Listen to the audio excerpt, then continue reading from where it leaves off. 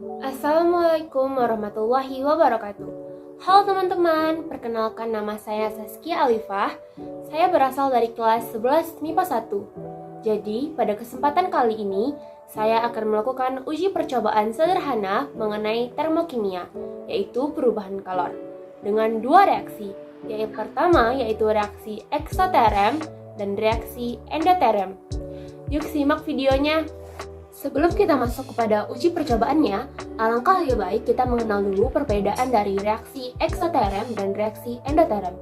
Kita dapat mengetahuinya dari ciri-ciri yang dimiliki reaksi tersebut. Reaksi eksoterem memiliki ciri-ciri terjadi pelepasan kalor, dengan kalor berpindah dari sistem ke lingkungan, sehingga kalor sistem berkurang dan kalor lingkungan bertambah. Terjadi kenaikan suhu, wadah terasa panas. Perubahan entalpi atau delta H-nya adalah negatif. Sedangkan reaksi endoterem merupakan kebalikan dari reaksi eksoterem, di mana ciri-cirinya adalah terjadi penyerapan kalor.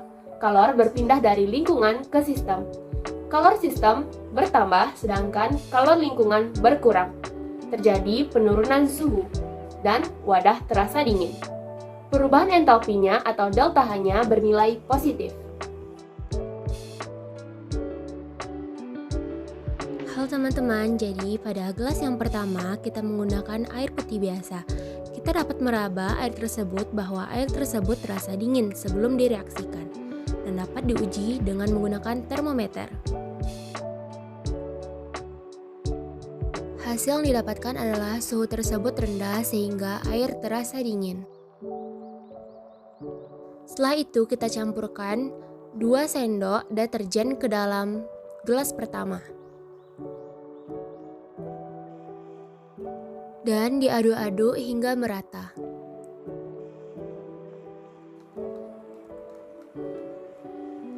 Setelah selesai diaduk, gelas diraba kembali dan terasa panas.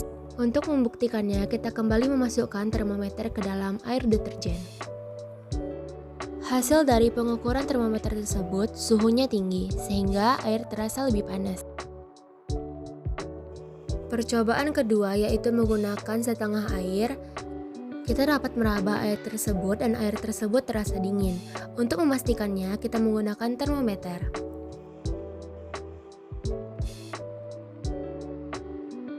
Nah, hasil dari termometernya yaitu suhunya rendah atau air terasa dingin. Setelah kita mengukur suhu, kemudian kita membuka bungkus adem sari dan memasukkannya ke dalam gelas nomor 2.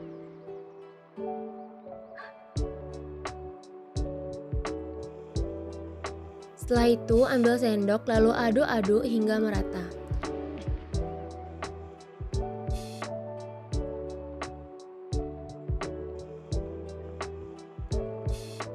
Ternyata gelas yang berisi adem sari tersebut terasa dingin.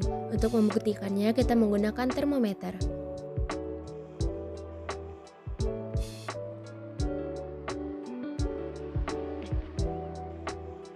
Hasil yang didapatkan adalah suhu tersebut rendah sehingga air terasa lebih dingin. Selanjutnya adalah percobaan ketiga atau percobaan terakhir. Pada percobaan kali ini kita menggunakan air cuka dan kita masukkan ke dalam wadah ketiga.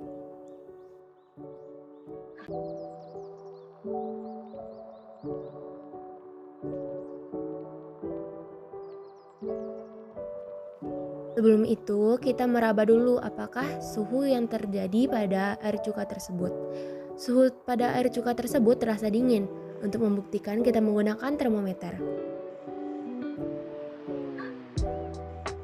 Yang didapatkan adalah suhu tersebut rendah sehingga air cuka terasa dingin. Selanjutnya, kita memasukkan soda kue ke dalam air cuka dan aduk hingga merata.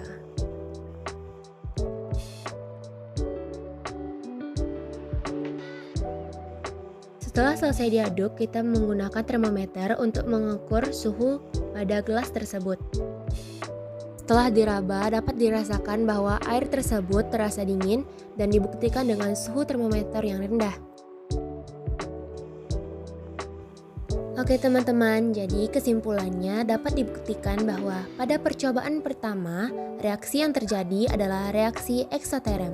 Dan pada percobaan kedua dapat dibuktikan bahwa reaksi yang terjadi adalah reaksi endoterm.